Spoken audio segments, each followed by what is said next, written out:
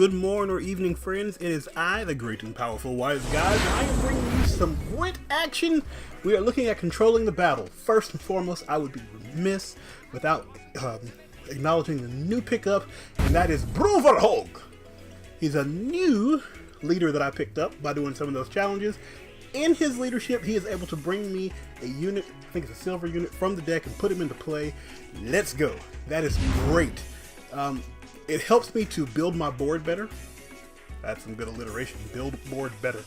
It helps me to build my board better because with Bruverhog, I can play him for that 4 power and then bring out a silver that may somehow benefit the board as well.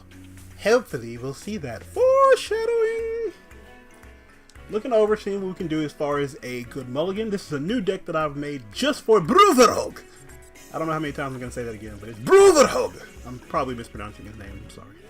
Bruverhog! Sorry. Alright. Looking over the card, trying to see what we got. I got some good creatures. I got a good starter, and I've got some good creature pump. Some stuff that's detrimental to his character, his units. So we're ready to go. Let's talk about this good starting play right here. With this card, I'm able to make this play the support. When I play it, it's going to buff something that is in my hand. That is always good. I am going to buff a unit with resilience.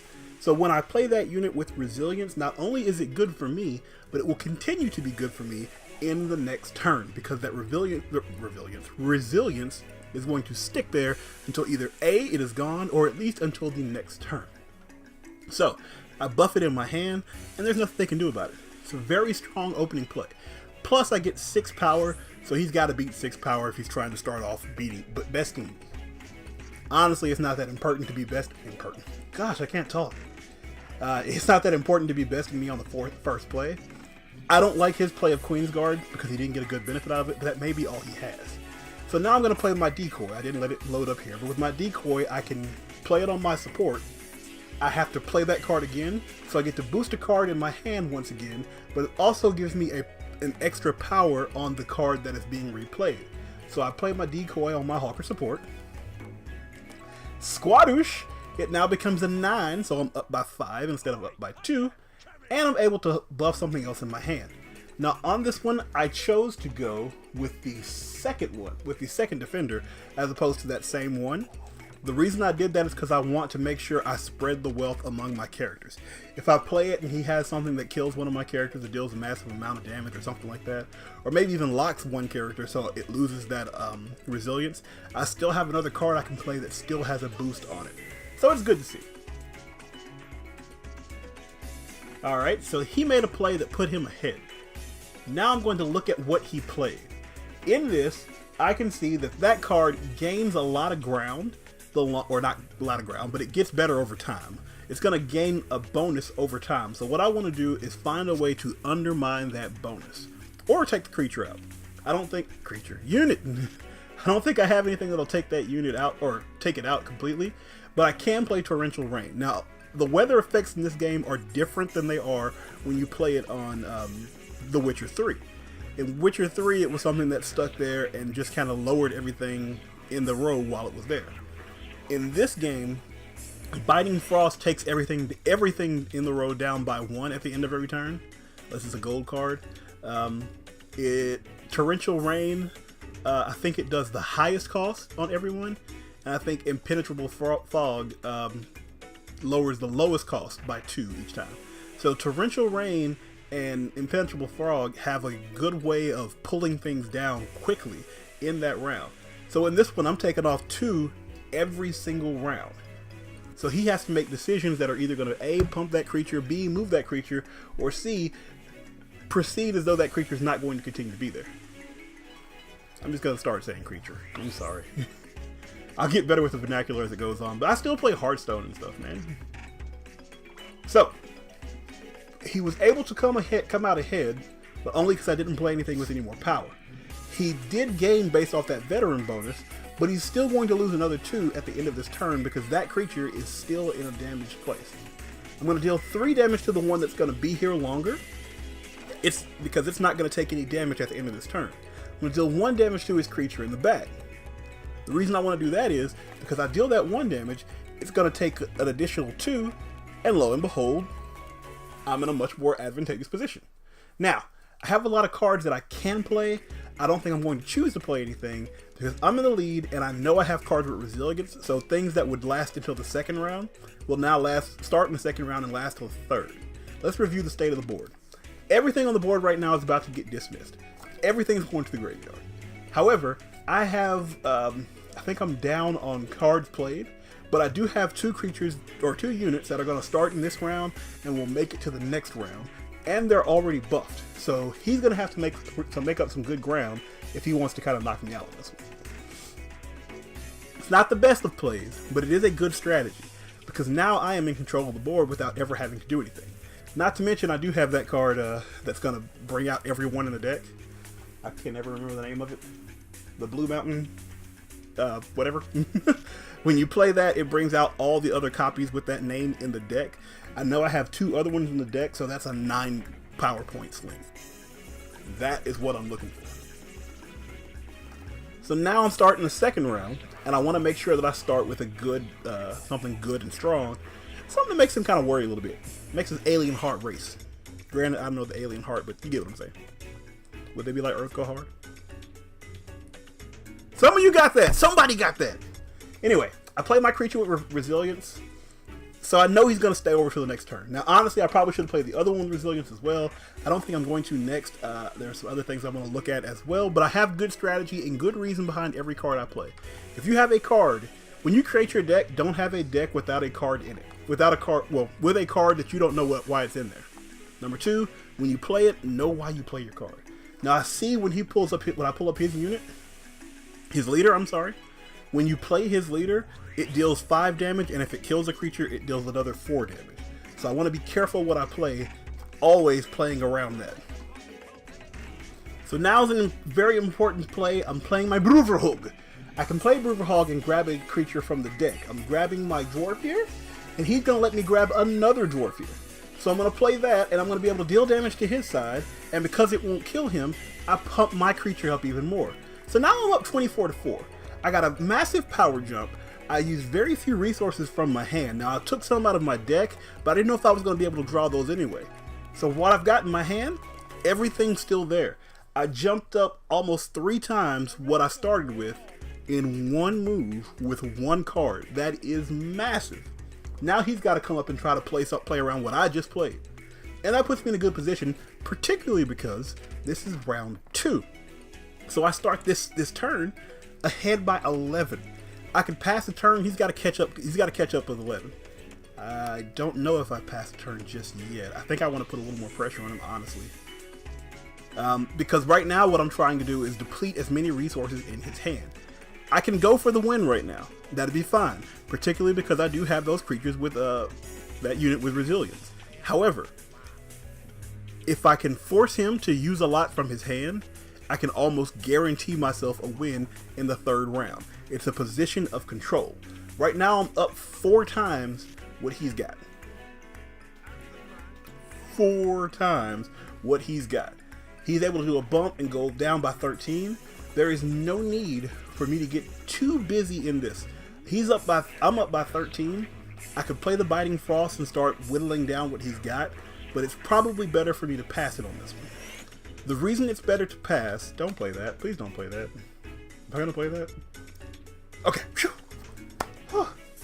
The reason it would be better to pass in this particular instance, I'm up 13. I'm up in card count, or even though I'm actually not up in card count at the moment, but I will be up in card count because he's got to catch up.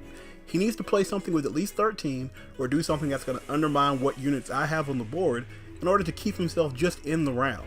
He has to win this round in order to go to the next round. And if he plays some stuff without resilience, it puts me in a much more advantageous position because I know for a fact I've got creatures, at least 1 unit that's going to stay for the next turn, and I've got some heat in my hand. That unit, the Blue Mountain, I can never think of the full name of that card. I'm sorry. But when I play that, I get 3. So I basically get 3 units, 3 power apiece. Then I can play my Thunderbolt Potion, and that's going to give me extra power on all 3 of those units. So if I can play this real slow, I should be able to get ahead. Not to mention, I'm depleting resources from his hand. He has to catch up and then pass me, and that's going to cause him to lose out on a lot of strength he would have for round 3. So that gets me in a good control state. Look at the state of the board. I'm ahead by 7 going into the 3rd round just because I have a unit that had resilience. Now I could have played my other unit with resilience because there's no way there's going to be a 4th round, but I didn't want to give him too much. I didn't want him to be able to undermine too much on my side of the board. I don't want him to know what I've got, so sometimes it helps to just take what I've got and let that sit for a while. As I stated, I'm up by 7. I have a gold dragon in the deck that's going to get boosted off of its power is going to get boosted off the number of dwarves I play, and I'm going to be able to deal damage based off the number of elves I play. That's why I'm saving that royal decree in my hand. I know I can use that. If I thought I'd be down by too much, I'd wait for Geralt, but I don't think I'm going to be down by that much. I'm looking for a good play here, a good turn 2 play. I'm up by 4, so that puts me in a pretty good position. Now he's able to kill, or not kill, he's able to damage but not kill my unit. That's a big deal in this game, because as long as the unit is still alive, things like Thunderbolt are that much more dangerous. Even now, if I had just played Thunderbolt, that would have given me +6 on that. I think it's +3 on each one, but it gives me plus on at least 3 units in that row. So just playing Thunderbolt puts me back in an advantageous position simply because of the fact that he didn't have anything that was going to hold me back. All because that unit did not die. He took damage, but he did not die. That's very important. If you can kill a unit, kill the unit. Do your best to kill that unit, because it can be used later on against you. Even spies. Be careful with your spies. If you lose by your spies power, it hurts. This is when I'm starting to realize that I'm in a very strong position. Might throw a little something cheeky at him. See what he's doing. Now, I checked this before. I'm going to check this now again just to make sure we see this. Remember what I told you about knowing what your opponent plays. He still has his leader up there. He has his leader and 2 other cards. That leader can deal up to 9 damage to my side of the board. So I have to be careful about what I play and what I buff. It would probably have been smarter in this case to go ahead and run Thunderbolt Potion right there to lessen the amount of damage he would be able to do. However, I didn't do that. Sorry. It's probably not the best play.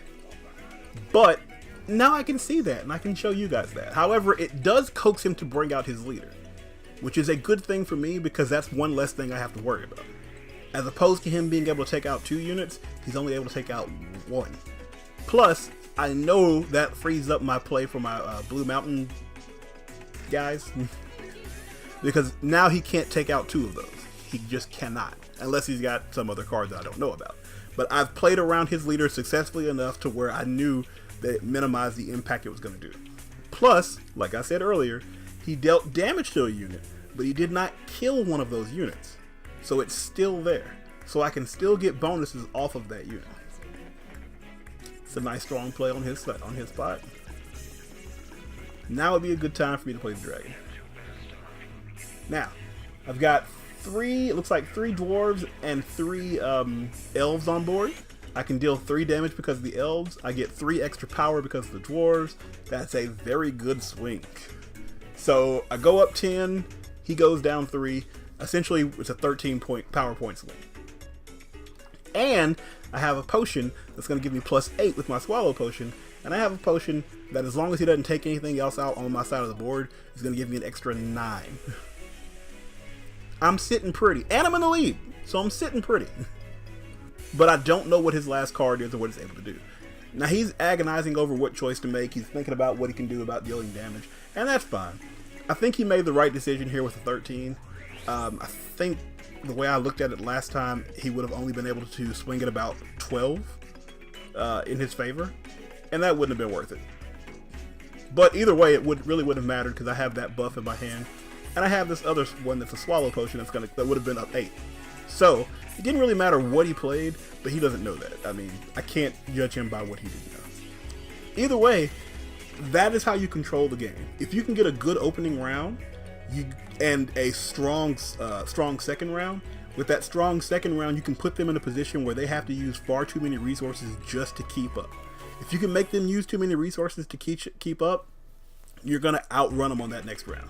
So try to look for things that spawn additional things, that boost things, particularly with the Scoia'tael deck. Alright guys, thanks so much for watching. I really do appreciate it. If you like, hit that like button. If you love, hit subscribe. Thanks so much for spending your time with me. Peace out!